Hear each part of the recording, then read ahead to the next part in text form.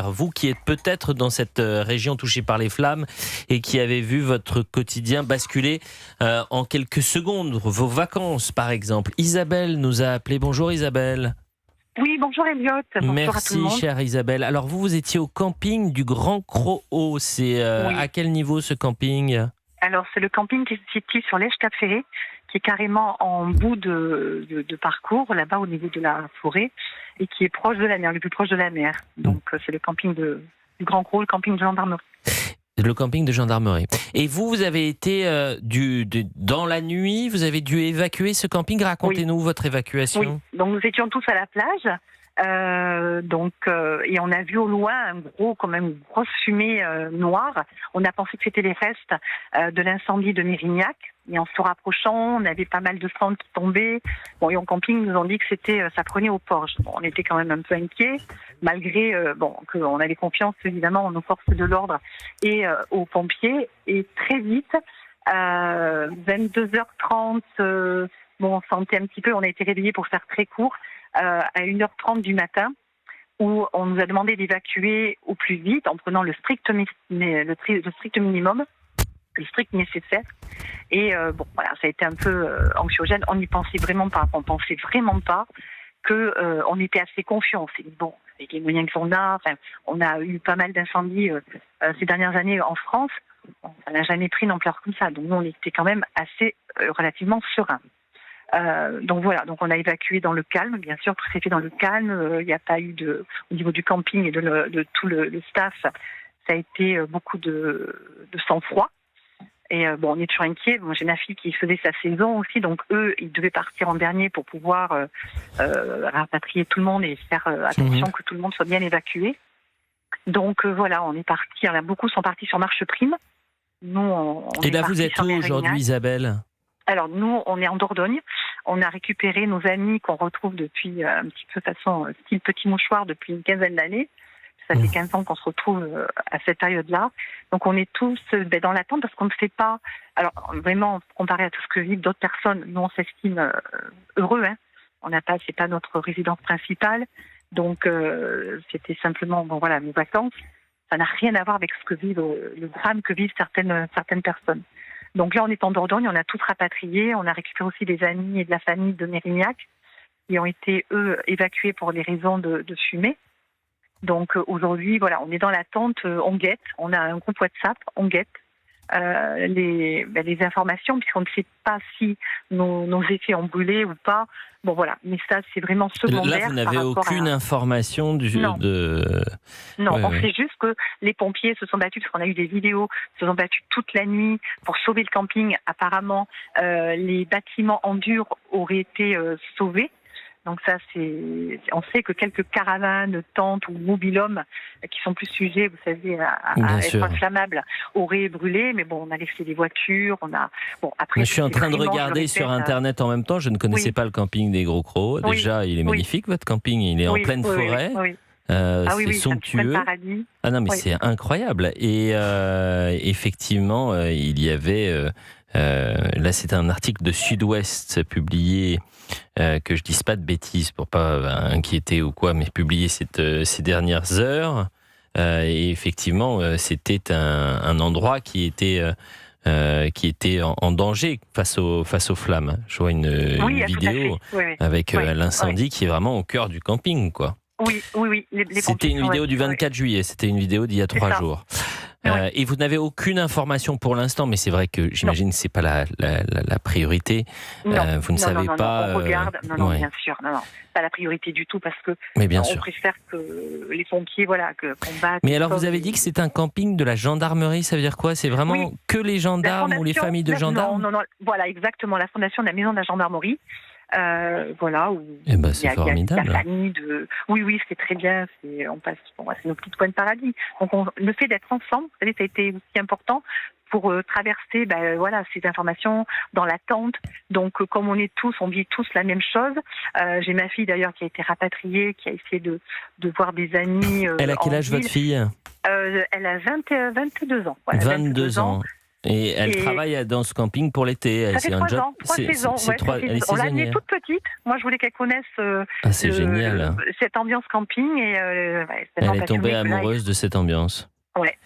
Et même eux, voilà, ils sont très unis. Et c'est la maman ou le papa qui est gendarme? C'est mon mari. Voilà, mon mari qui est gendarme. Il est gendarme depuis combien de temps? Depuis très longtemps. Il est à la retraite maintenant depuis 5 années. Voilà. Bon. Et il passe le bonjour à Bertrand Cavalier. Le général Bertrand Cavalier, qui est souvent avec nous, qui est expert désormais en sécurité, qui sera notre invité. Il était notre invité ce matin. Oui, mais ce matin, on a donné la priorité était de donner la parole, non pas aux gendarmes, mais au pompier Eric Brocardi, qui est toujours avec nous dans le studio d'Europe 1, et également à Grégory Prats, qui était pilote de Canadair. Oui, et on va rester en contact, Isabelle. Ce que je vous propose, c'est que je vous appelle dans la semaine pour qu'on essaye de faire le point, et puis que vous nous apportiez des bonnes nouvelles, que finalement vous puissiez retrouver ce camping, et puis que vous puissiez retrouver vos objets personnels, parce que vous avez tout laissé vraiment. Oui, voilà. Alors après, nous on relativise. Alors ça nous fait toujours peine parce qu'on a des souvenirs, on a des choses, voilà. Mais bon, après, on relativise vraiment. C'est très, très, c'est rien. C'est rien par rapport à la catastrophe. C'est quasiment un état de guerre. Enfin, quand on voit les images, j'ai des amis à Lacanau, moi avec qui j'étais en communication, j'ai des clients à Lacanau que j'ai appelé quand j'ai vu l'incendie. Elle m'a dit en principe, ils ne devraient pas aller sur le Cap Ferré. Puis après, on garde toujours contact, ils continuent encore à se battre, là, les particuliers, c'est-à-dire les indépendants, des filles. Mais c'est ça qui est magnifique, c'est aussi de voir que tous ces gens convergent vers un même endroit pour aider les sapeurs-pompiers. Il faut évidemment que la situation est dramatique, et je me tourne vers Eric Brocardi, que c'est un incendie. Moi, j'ai aimé votre formule ce matin, vous avez dit c'est un incendie complexe. Vous n'aimez pas l'expression méga-feu? Non, c'est un truc américain, on n'aime pas ça. Vous avez bien raison. Moi, j'ai parlé de méga-faille. mais le méga-feu, c'est vrai que ça ferait... maintenant, on va utiliser méga, ultra, giga-feu. En fait, ce qu'il faut bien comprendre... Pourquoi vous parlez de feu complexe, Eric Brocardi? En fait, il s'avère que jusqu'à présent, quand on parlait de feu de forêt, le feu s'est développé de manière conique. Un point d'origine qui était en général, malheureusement, un petit village de France. Il se développait, on faisait une attaque flanc gauche, une attaque flanc droit, on réduisait la tête de feu. On mettait soit les moyens aériens que sur le flanc gauche pour laisser libre cours et de faire des noria de largage sur ce secteur-là pour laisser la sécurité du personnel en place sur l'autre côté du feu, de manière à réduire la tête de feu. Et alors aujourd'hui, ce qu'on apprend à l'école, c'est du feu à l'entente valable. C'est le sujet tout simplement des feux, de la complexité aujourd'hui lorsqu'ils viennent toucher les villes, les villages, et qu'en plus derrière cela, ça risque de causer des soucis en termes d'atteinte au niveau des infrastructures sensibles. Et aussi en termes d'évacuation et en termes, on va dire tout simplement, de cinétique du feu en lui-même. Donc un méga-feu, pour avoir étudié avec certains grands pontes du feu de forêt qui ont œuvré justement dans l'émission Vulcain dans les années 90, ils ont vu l'évolution de ces feux-là, où à la fois la cinétique de l'intervention et sa vitesse de propagation sont qualifiés comme hors normes. C'est-à-dire que jusqu'à présent, dans l'école du feu, on étudiait la vitesse de propagation pour essayer d'estimer une arrivée de la ligne de feu à T plus 1 heure, 2 heures ou 3 heures en fonction de la topographie du terrain, évidemment en fonction des vents. Sauf que les vents aujourd'hui, ils ont parfois doublé, triplé de vitesse dans certaines zones qui jusqu'à présent étaient assez aux abris concernant ces vitesses de vent. Et forcément aujourd'hui, dans cet abac-là, on sort du cadre. C'est-à-dire qu'en gros, le tableau, il est plus assez grand. Donc du coup, on doit recalibrer tout cela pour permettre justement de continuer à calculer des vitesses de propagation pour anticiper le prépositionnement des moyens sur place, pour essayer de taper le feu là où on risque de l'attendre. Donc ça, il y a ce premier volet-là. Donc c'est déjà partie de la vitesse de propagation et de la cinétique du feu. Le deuxième sujet en termes de feu hors norme ou de feu complexe, c'est le sujet de est-ce que ça vient toucher une infrastructure sensible comme les centrales nucléaires, les zones, on va dire, comme d'électricité, et qui peuvent à un moment donné mettre en blackout total un département. Pour l'instant, c'est pas le cas. Le troisième sujet, c'est le nombre de déplacés et de victimes. Là, on parle que de déplacés et d'évacuer de manière préventive. Et au niveau victimes, je parle qu'au niveau des concitoyens, c'est 0 victime au niveau des concitoyens, mais 2 sapeurs-pompiers en Gironde, 1 sapeur-pompier en Savoie, mais en Gironde spécifiquement, c'est aussi sur 2 feux différents. Donc forcément aujourd'hui, il ne s'agit pas de d'essayer de mettre à un moment donné des qualificatifs sur ce qui s'est passé de plus terrible pour les sapeurs-pompiers, parce qu'on n'a pas de mots pour le qualifier. Mais néanmoins, aujourd'hui, sur la partie uniquement concitoyens, c'est ce que l'on note. Donc, non, mais si demain vous avez un méga-feu... L'expérience et la qualité des pompiers, personne ne la remettra en question, bien au contraire. Le sujet aussi, c'est l'interface maintenant, parce que c'est ça l'enjeu. Aujourd'hui, c'est l'interface entre l'habitation et la forêt. Lorsque vous allez avoir un feu qui continue à progresser et qui va commencer à toucher des villes et des villages, vous allez avoir affaire à une guérilla du feu, où en fait, nous allons procéder uniquement à des défenses de points sensibles, de manière à taper l'incendie, le pilonner, pour essayer de l'affaiblir un petit peu. Donc ça veut dire que sur toutes les stratégies, on va avoir aussi, à un moment donné, une montée en puissance des moyens au sol et moyens terrestres qui vont arriver jusqu'à une rupture ou non capacitaire de nos moyens. Direct, Eric est en direct avec nous. Bonjour Eric. Oui, Eric, bonjour. Vous m'entendez, cher Eric ? Oui, je vous entends très très bien. Alors, vous nous appelez de Bayonne. C'est ça que je ne comprends pas. Que se passe-t-il, cher Eric, puisque l'incendie ne frappe pas votre région ? Est-ce que je sache ? Non, loin de là. D'abord, je voulais avoir surtout une pensée pour tous les gens évacués et pour malheureusement les pompiers qui ont perdu la vie au feu. Ça, c'est d'abord la priorité des priorités. Non, j'appelais juste pour vous dire que nous, c'est vrai, je suis à Bayonne, au Pays Basque, on est à 200 km de Bordeaux. Et on a la jonction de 2 autoroutes, la 63, qui fait, on va dire, qui arrive de l'Espagne. Donc, imaginez déjà le bordel innommable. Et la 64 qui descend de Toulouse. Et les 2 autoroutes arrivent chez nous.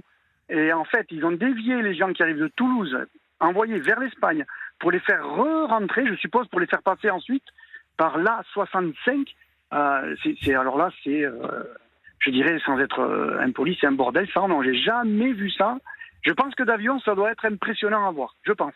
Et je comprends pas qu'on n'ait pas pu faire sortir peut-être les gens qui allaient sur Bordeaux, certes. Il faut couper, bien sûr. De ce côté-là, je ne le conteste pas.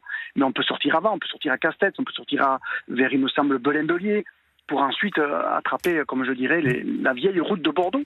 Là, voilà. Donc voilà, c'était juste, je vous dis, c'est anecdotique, ce que je vous dis. Oui, je vous avoue que les galères sur les transports et sur la route du côté de Bayonne, Eric, même vous, naturellement, vous êtes dit, j'ai peut-être envie de pousser un coup de gueule, mais face à la situation, non.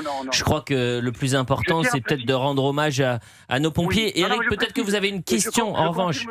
C'est pas un coup de gueule, Non, ne le prenez pas pour surtout pas Eric, un coup de gueule. Ouais, c'est pas un coup de gueule, mais franchement, la circulation, c'est vraiment une galère. Est-ce que, en revanche, Eric, vous avez une question à poser ? C'est le côté impressionnant. Pardonnez-moi, je n'avais pas compris comme ça. Non, c'est le côté qu'on s'entende vraiment bien, s'il vous plaît, Elliot. C'est que on a 2 autoroutes. C'est le côté. J'ai compris. Pardon, cher Eric, j'avais pas compris. Je pensais que. En revanche, est-ce que vous avez une question à poser à Éric Brocardi, porte-parole de la Fédération nationale des sapeurs-pompiers, qui est avec nous. Éric qui pourrait poser une question à Eric, surtout que le Éric Brocardi qui est dans le studio va nous quitter dans quelques instants. Peut-être que vous qui avez regardé à la télévision, vous suivez par exemple, même si vous êtes de Bayonne, régulièrement les chaînes d'information. Les toutes dernières informations concernant cet incendie en Gironde ? Oui, je suis sans arrêt, radio, télé, sans arrêt. C'est catastrophique. Et je disais à votre collaboratrice tout à l'heure au téléphone, nous, la chance qu'on a au Pays Basque, qu'il a plu. Par endroits, beaucoup. On a pris jusqu'à 35 mm. Donc, pour nous, ça a sauvé, entre guillemets, nos cultures. Mais ça, c'est de la littérature. C'est anecdotique. Et voilà, je voudrais d'abord saluer les pompiers. Mon père était pompier, donc vous comprenez bien que ce métier, je le respecte plus que tout au monde. Et en plus, moi, je voudrais faire juste une remarque. Ce sont des gens extraordinaires. Et malheureusement, dans quelques semaines, ils prendront des machines à laver sur la tête et des boules de pétanque. Voilà, c'est juste ça ce que je voulais dire. C'est affreux. Tellement raison. Et c'est dans ces moments-là qu'on se rend compte qu'on a une élite de soldats du feu, les meilleurs du monde. Et puis juste une anecdote, et je pense le colonel ne me dira pas le contraire. Les pompiers, moi je sais, ils aiment le feu. Voilà, ils aiment ça. Ils veulent y aller et j'ai confiance en eux. On aime le combat. Et ils donnent terrible. Et je suis sûr d'une chose, même carbonisés, cuits de fatigue, ils abandonneront pas. Jamais. Voilà, ça c'est sûr. Éric Brocardi. Oui, on n'aime pas le feu, on aime combattre, on aime surtout sauver les populations, les protéger. Oui, c'est dans les tripes, et merci Eric encore pour ce témoignage, parce que vous, visiblement, vous avez de l'ADN pompier dans vos veines, et ça s'entend. Le sujet, c'est aussi de continuer à faire pour quoi on s'est engagé, secourir, sauver et protéger les populations. Il faut continuer à les encourager, sortir du positif en permanence, montrer que toutes les actions qu'ils mènent, ce ne sont pas des actions vaines. Non, au contraire, on est, vous savez, un peu dans le stoïcisme, c'est-à-dire qu'on continue à agir avec courage, détermination et volonté, même si on sait pertinemment que le sujet de la force naturelle est beaucoup plus puissant que nous. Mais pour autant, nous sommes là. Et il y a un moment donné, de toute façon, on va le péter en deux, ce feu. Donc forcément, le sujet derrière, ça va être juste d'attendre la bonne fenêtre de tir et on le fracassera à ce moment-là. Je suis désolé de parler comme ça, mais quand on a la rage au ventre et qu'on a la rage au cœur, c'est ce qu'ils font en tirant leur tuyau, c'est ce qu'ils font en ouvrant le robinet de leur lance, c'est de le taper. Et à partir de là, de l'éteindre et de le tuer. Donc c'est un peu violent comme mot, mais ça exprime pleinement ce qu'ils ont comme ressenti sur les lignes d'attaque. Je vais vous dire une chose, je préfère 100 fois, mais après c'est très personnel Eric, je préfère 100 fois votre discours, qui est un discours qui parle à tout le monde, qui est un discours de sincérité, qui est un discours vrai, plutôt que celui des technocrates qui vont nous expliquer depuis Paris comment vous êtes en train de gérer cette situation alors que vous avez les mains sur le terrain, sur nos terres et que vous les défendez. Et on va le fracasser, ce feu. Moi, je trouve que la formule, elle est belle. Maintenant, c'est tout ce qu'on vous souhaite. Et surtout, espérons que ce feu soit fixé le plus rapidement possible. Vous pensez que ça peut prendre toujours avec beaucoup de prudence, parce que on a bien compris que tout pouvait changer d'une journée à l'autre. Tout peut changer d'une journée à l'autre. Par contre, je dis toujours, ce qui nous fait vivre encore, c'est juste l'espoir et l'espérance. Et le sujet, c'est ce combat-là qui nous fait tenir vers cette voie de tordre le cou à ce feu. Ça peut prendre des semaines, par exemple ? Souvenez-vous, l'Andiras, avant de déclarer un feu éteint, ça a pris des mois. Donc on va se retrouver dans ce genre de considération. Il faut bien comprendre une chose, c'est que ce que vous imaginez dans le collectif et dans le mindset collectif de dire c'est un feu éteint, pour nous c'est un niveau qui garantit qu'il n'y ait pas de reprise. Mais sur les 40 000 hectares, ça va être le travail de fourmi après pour vérifier. Donc, c'est pas parce qu'il n'y a plus de fumée ou qu'il n'y a plus de flamme que le feu est éteint. Nous, c'est un statut particulier. Ça, il faut le comprendre. Parce que vous pensez avoir éteint votre barbecue et puis finalement, vous allez lui tourner le dos et puis d'un seul coup, il va reprendre parce qu'il y aura une braise du Mistral qui aura repris sur zone et là, vous n'allez pas comprendre ce qui se passe. Donc, c'est pour ça qu'on rappelle des gestes de prévention. C'est pour ça qu'on rappelle qu'aujourd'hui, le feu doit être interdit dans les zones sauvages et pas de gestes de négligence.